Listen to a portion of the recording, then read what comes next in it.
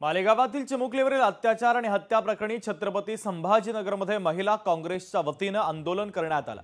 आरोपीला तात्काळ फाशीची शिक्षा द्या, महिलांनी आंदोलनातून मागणी केली।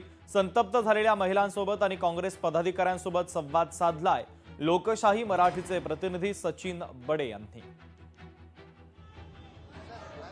मालेगावमध्ये चिमुकलीसोबत घडलेल्या घटनेनंतर याचा संताप राज्यभरामध्ये पाहायला मिळतोय।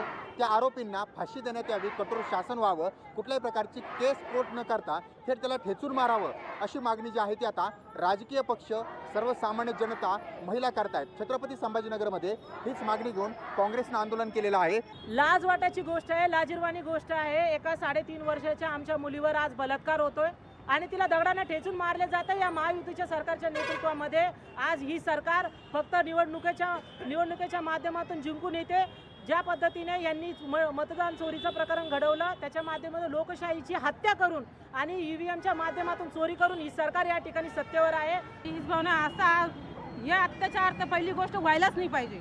जे झाले ते चुकीचं झालं। इथून पुढे तर म्हणजे आता सांगायला तर बरंच काही आहे, पण आम्हाला तरी असं वाटतं या शहरात आम्हाला फाशी तुम्ही सरकार देईल तेव्हा देईल, आमच्या हवाले करून द्या त्याला।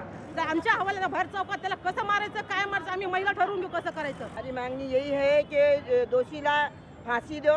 एक को फांसी देंगे, दूसरा नहीं करेंगे, इसके बाद एक के बाद एक कितने घटनाएं हो रही, सरकार कुछ हिल रही नहीं, देख रही नहीं, महिला सुरक्षित ही नहीं है। महिलाओं ने करना क्या? सरकारने काहीतरी याच्यावर ठोस पुरा ऍक्शन घ्यायला पाहिजे, कारवाई घ्यायला पाहिजे। नाही होत असेल तर आमच्या हवाले करा, आम्ही आमच्या पद्धतीने त्याला काय करायचं। सचिन बडे, लोकशाही मराठी, छत्रपती संभाजीनगर।